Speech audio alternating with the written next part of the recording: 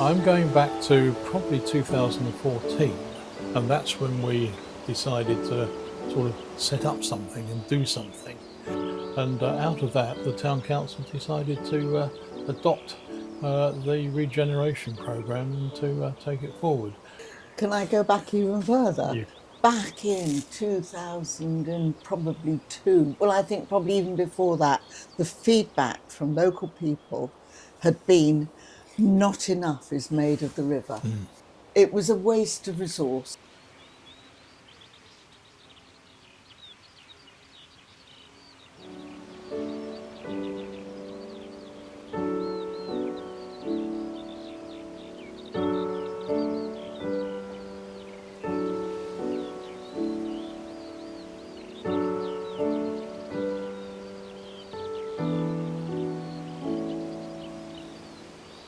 Quite a long shopping list of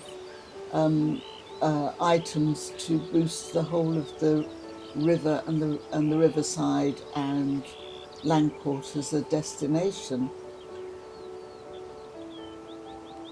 my first key memory is always and has always been the hard work and effort put into the river project, and the amount of time and effort to make an application for European funding.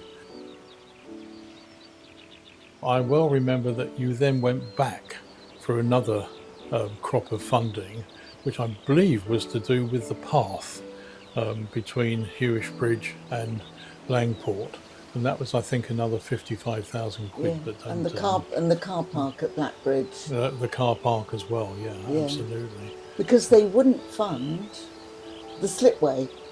That was a repair job, and Yeah, we couldn't have money for repairs. no.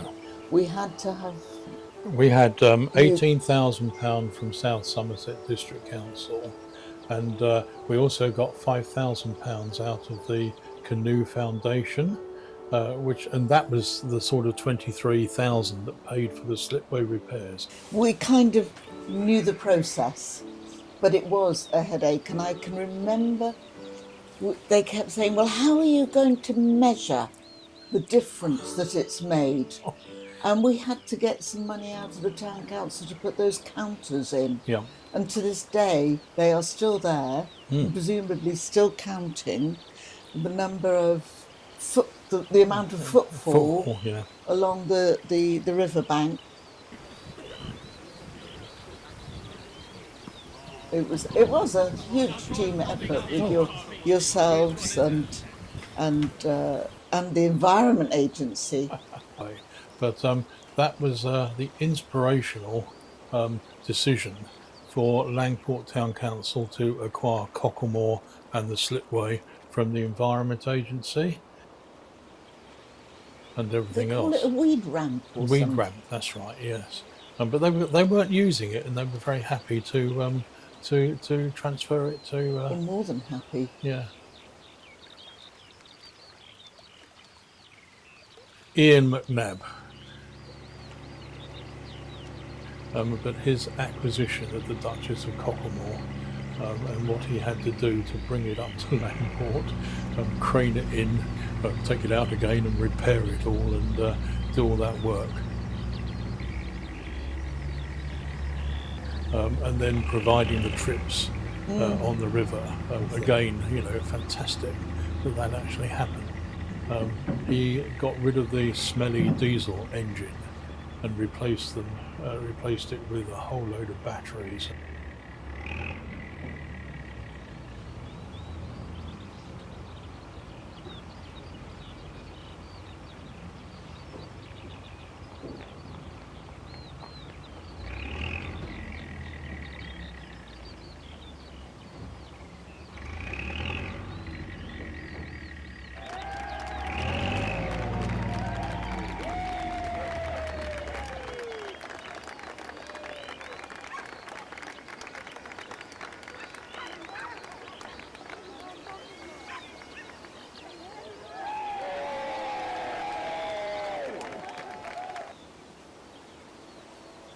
We were chugging along at about 4 knots or 4 miles an hour, whatever it is.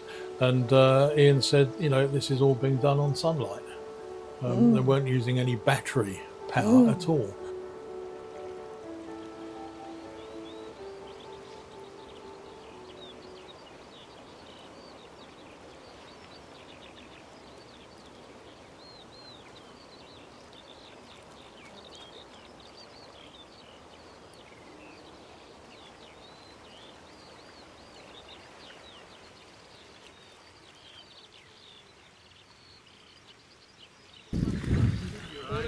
The river itself is being used. And all year round. As you mentioned, New Year's. Yeah. Morning. Where's the pins and But the wild swimming as well. We never envisaged that, did we? No, we didn't actually. That wasn't on the agenda at all.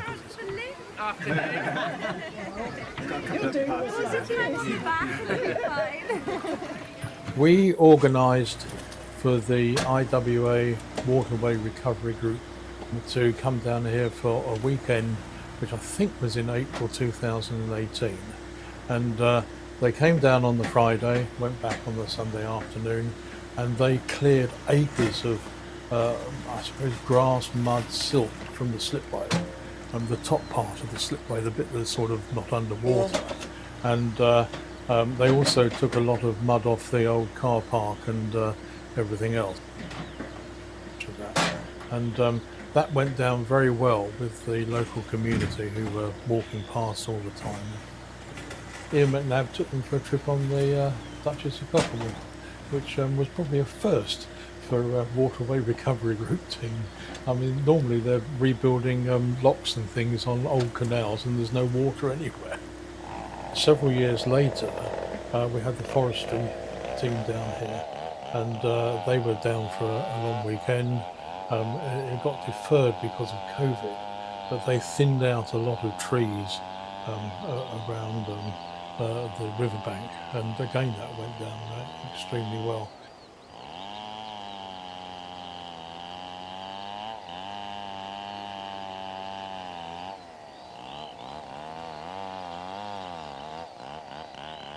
And if you remember where Ian launches his trip boat, there was a lot of those trees there, were going down into the water and everything else, and you do need to tidy them up. The footpath was one of the other inspirational things. It took you guys over a year of negotiating with the Environment Agency to get that approved. Absolutely. It came at just the right time, didn't it, Ray, with the restrictions around COVID.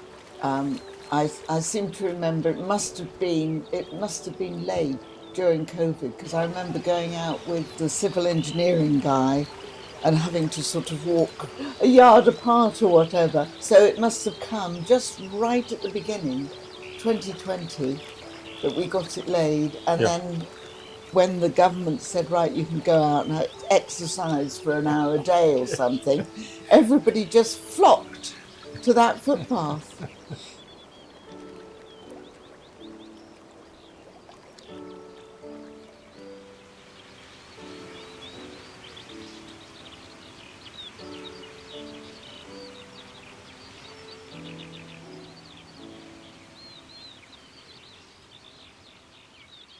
We have to talk about the car park at Hewish Bridge and how that went from being a unofficial car park that was basically mud and water in winter months with about 6 cars, I think. And now you can get, a dozen or 15 cars in there. There's usually somebody, getting their paddleboard out or their canoe out, to use the slipway to go onto the river.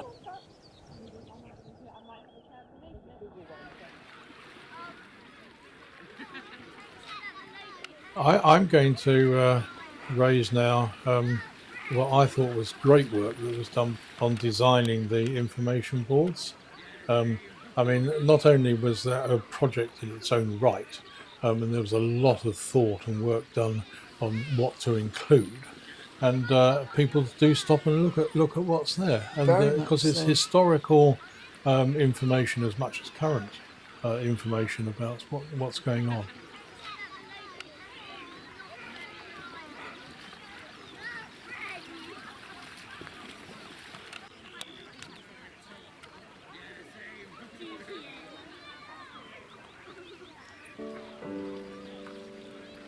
There's a lot of added value to the community. And there's a fishing platform there. We shouldn't forget the fishing No. platforms, because particularly the two on Cocklemore were adapted for wheelchair use.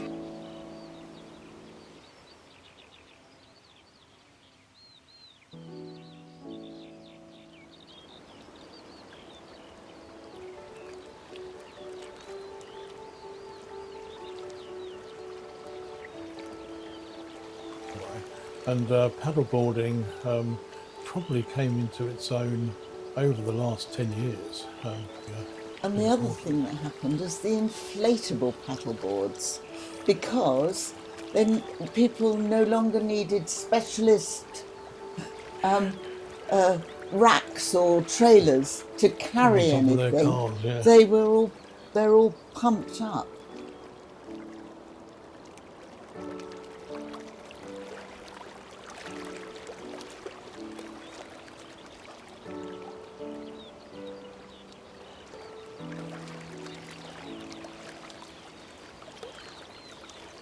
Well, the funding wasn't about having a fun time in Langport.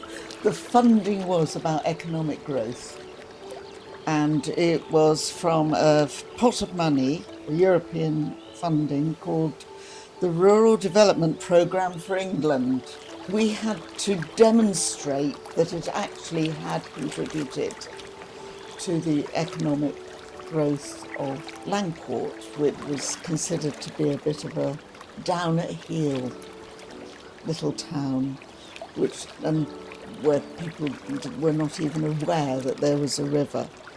And so initially, with our long application process, we had to get letters from businesses saying how they thought it would improve their business. I would say we have become the cafe centre, the cafe culture of Somerset now. We've got, I don't know how many. We very rarely have an empty shop any longer. For people to stop off for a walk by the river, a wander around the shops, a cup of coffee, and they think it's absolutely marvellous. We've got a cycling centre and a rowing club.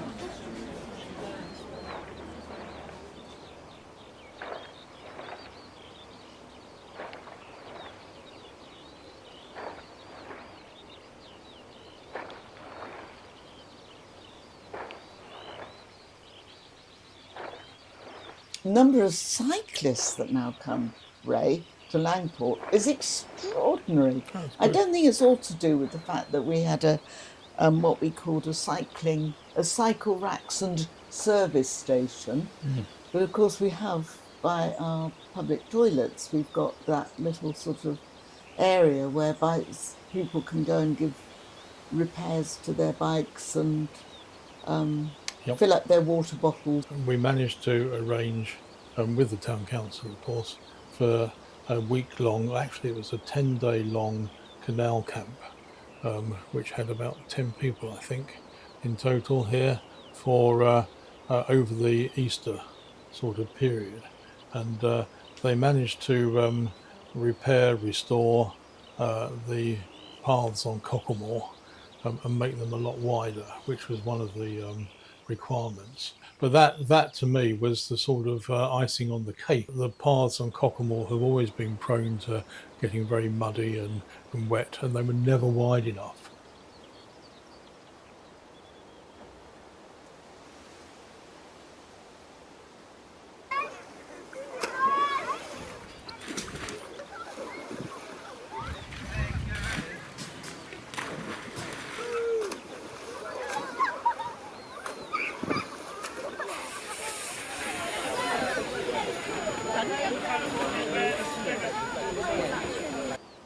what I think were the key good things that came out of the project, which was and I must say that the partnership working Oh, yeah. was well, proof is here. We're still going we're still going strong.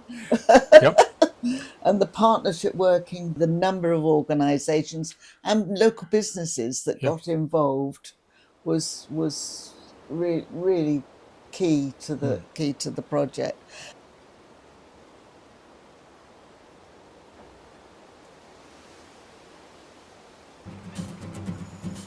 But how much pleasure it has given.